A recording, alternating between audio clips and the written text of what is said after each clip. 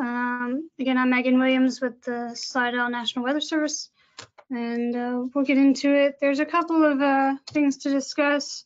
Nothing really surprising, but a couple of things to mention. We do have a heat advisory for today, so I'll discuss that and kind of some of what we're expecting for the rest of the week, but it's mostly going to remain close to normal. We are expecting daily showers and storms possible in the afternoons. Talk about that. And then the drought conditions are likely going to continue into next week, at least. But first, a quick update on the tropics. There are two systems in the Atlantic currently, but neither is expected to have impacts for the local area in the next 7 days. So very happy to see that, especially given the time of year. And we are expecting daily showers and storms for the next several days. There is a marginal risk today and tonight, really through sunset is kind of what we're expecting. The main threats we're thinking is going to be gusty winds, 40 to 60 mile an hour, and as well as the potential for frequent lightning. And kind of expect this theme to continue for the next few days. But generally, it's going to be scattered showers with the potential for 1 or 2 of them to be close to severe. We do have a heat advisory today for heat index values above 108 through this evening. Otherwise, we're expecting temperatures to be near normal for the next week. We did look at tomorrow. It does seem like that we're going to be below 108. It looks like we're hovering around 105, 106 for much of the area.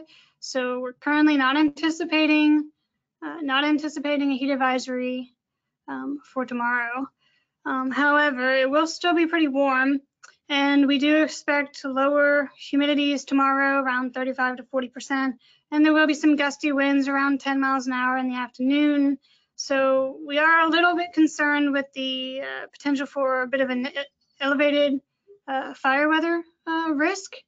We do not have any products that we're expecting to be putting out at this time for it because the humidities are a bit higher, but it is something we wanted to mention to you, and the mid shift, the overnight shift, is going to take a look at it as well.